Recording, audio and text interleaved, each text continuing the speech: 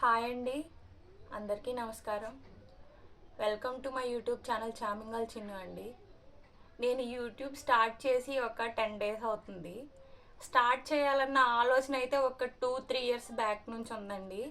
నన్ను అందరూ మా మా ఫ్యామిలీ మెంబర్స్, మా అత్తమ్మ వాళ్ళు కానీ, మా మమ్మీ వాళ్ళు కానీ, మా హస్బెండ్ వీడియోస్ చేయొచ్చు కదా, యూట్యూబ్ పెట్టొచ్చు కదా, యూట్యూబ్ ఛానల్ స్టార్ట్ చేయొచ్చు కదా అని అడిగేవాళ్ళు, ఎంకరేజ్ చేసేవాళ్ళు. నేనైతే నాకు కొంచెం పిల్లలు చిన్న పిల్లలు అనమాట. నా కిడ్స్ కొంచెం పెద్ద అయిన తర్వాత వీడియోస్ చేద్దాము అని ఉండేది. యూట్యూబ్ ఛానల్ స్టార్ట్ చేస్తే ఒకవేళ చేస్తే నేను ఏదైనా వీడియో పెట్టాలి, వీడియోలో మాట్లాడాలి, నా నా ఎమోషన్స్ని, నా ఆలోచనల్ని వీడియోలో పంచుకోవాలి అని ఏదైనా విషయం ఉందంటే అది ఉమెన్ హెరాస్మెంట్ అండి. చిన్నప్పటి నుంచి కూడా నేను ఎక్కడైనా చెప్పాలి, ఇలాగ చెయ్యాలి, ఇలాగ ఉండాలి అని చెప్పాలన్న ఒక ఆలోచన అయితే నాకు ఉండేది.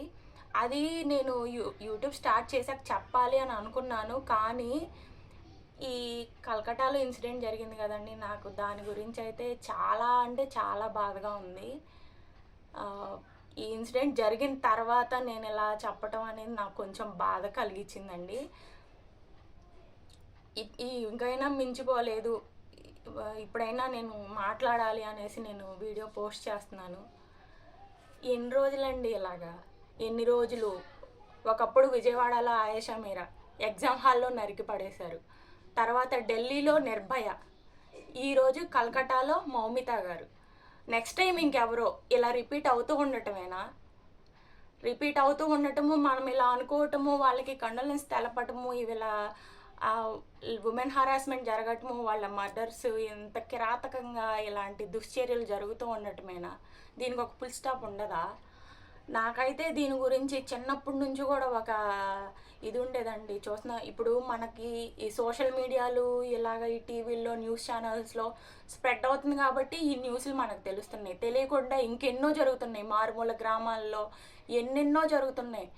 ఒక ఆడపిల్ల, ఒక మహిళ అని అసలు ఒక డిఫరెన్స్ లేకుండా, పుట్టిన నెలల బిడ్డ దగ్గర నుంచి చనిపోయే ముసలాళ్ళు, పండు ముసలాళ్ళ వరకు కూడా ఏజ్తో సంబంధం లేకుండా రేప్ చేయటం, చంపేయటం, అసలు మనుషులమేనా? ఇది ఒక మానవ లోకంలో ఇలా జరుగుతుందా? జంతువులు కూడా ఇలా చేయమేమోనండి.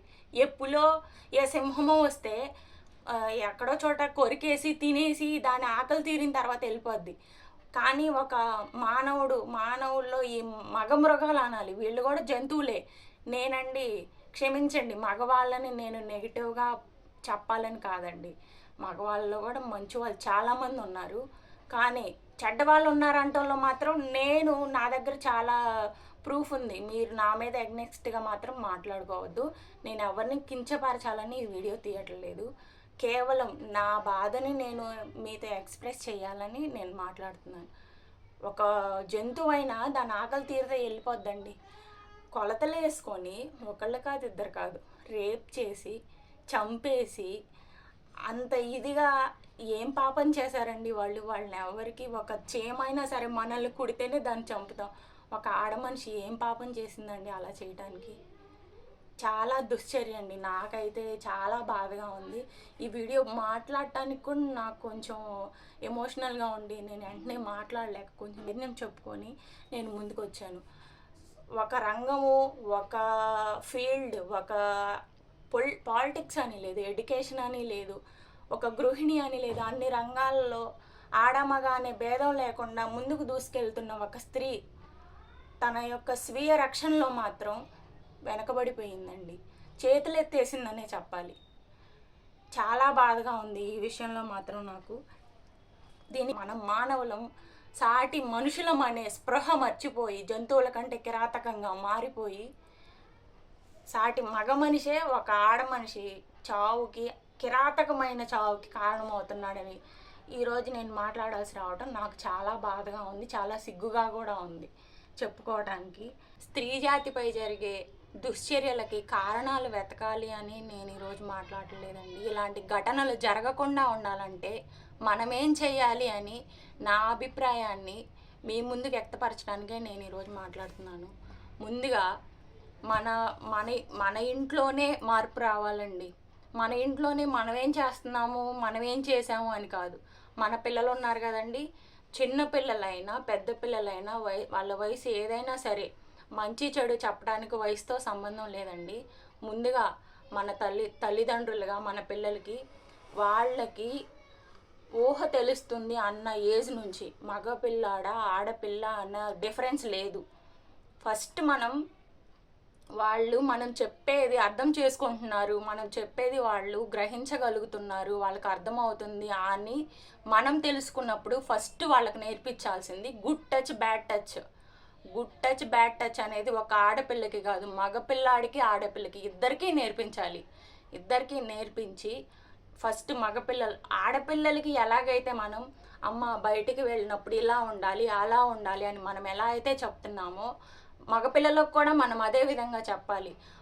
ఆడపిల్లని బయటికి పంపించడానికి మీరు ఎలాంటి భయపడొద్దు. ముందు వాళ్ళకి బయటకు వెళ్ళి ఇట్లా ఉండాలి, ఇలా సేఫ్టీగా హ్యాండ్ బ్యాగ్లో ఏదైనా పెప్పర్ స్ప్రే పెట్టుకోవాలి, లేదా ఒక చిన్న నైఫ్ పెట్టుకోవాలి.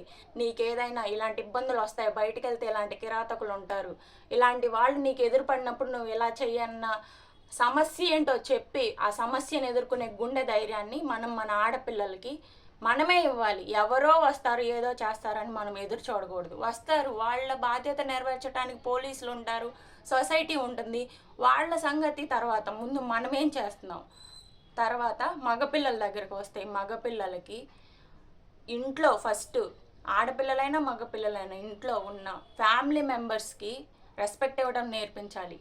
ఒక తల్లి, ఒక చెల్లి, అక్క, తమ్ముడు, అన్నయ్య, నాన్నగారు, ఇంకా ఉంటారు కదండి రిలేటివ్స్, వాళ్ళందరికీ ఒక మనిషి విలువ, ఒక ప్రాణం విలువ, ఒక బంధం విలువ, ఒక వ్యక్తి విలువ, అన్నీ వాళ్ళకి తెలిసేలాగా మనం చెప్పాలండి.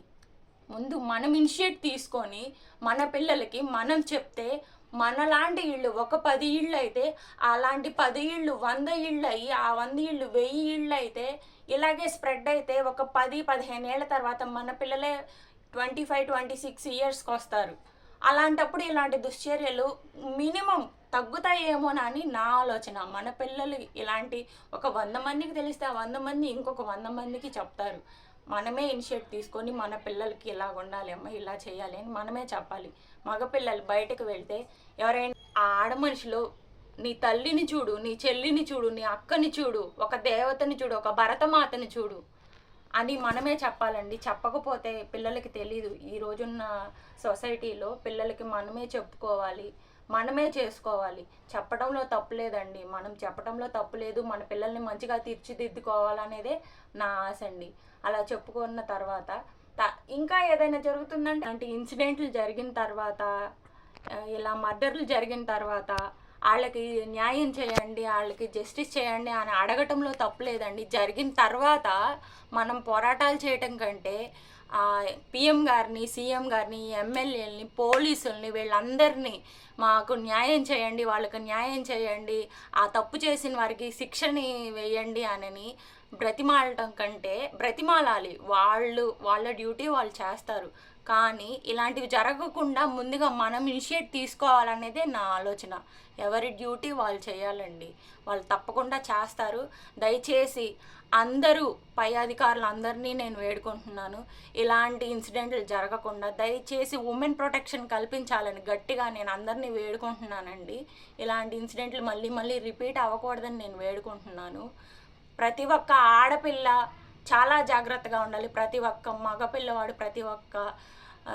ప్రతి ఒక్కళ్ళు మగవాళ్ళు కానీ ఆడవాళ్ళు కానీ ఒకళ్ళకొకళ్ళు గౌరవాన్ని ఇచ్చుకుంటూ సొసైటీని మంచి దారిలో ముందుకు నడపాలని నేను కోరుకుంటున్నాను. నేను చెప్పగలిగింది ఒక్కటేనండి. నేనేం చెప్పాలనుకుంటున్నానంటే, ఎవరో వస్తారు, ఏదో చేస్తారు, మనకి ప్రొటెక్షన్ కల్పిస్తారు, ఏదైనా సరే ఏ వేలో అయినా సరే ఎవరో వస్తారు అని ఎదురు చూడటం కరెక్ట్ కాదు అని నా ఒపీనియన్. అందరికంటే ముందు ఎవరో వచ్చేదో చేసే కంటే ముందుగా మనం ఏం చేయగలం, మనం చేయగలిగినంత మనం చేసి తర్వాత మన చేతుల్లో ఏం లేనప్పుడు మనం పోరాడాలి. పై అధికారులను మనం అడగాలి, హెల్ప్ అడగాలి, న్యాయం అడగాలి. అందులో తప్పు లేదు. ఈ వీడియో చూసిన ప్రతి ఒక్కరికి నా హృదయపూర్వక నమస్కారాలండి. మన పిల్లలకి మనమే మంచి చెడు నేర్పుకుందాము, మన పిల్లల్ని మనమే కాపాడుకుందామండి. ఈ వీడియో చూసి కనీసం ఒక్కళ్ళైనా పాజిటివ్గా రెస్పాండ్ అవుతారని నేను కోరుకుంటున్నాను. Please justice for Moumita. Thank you.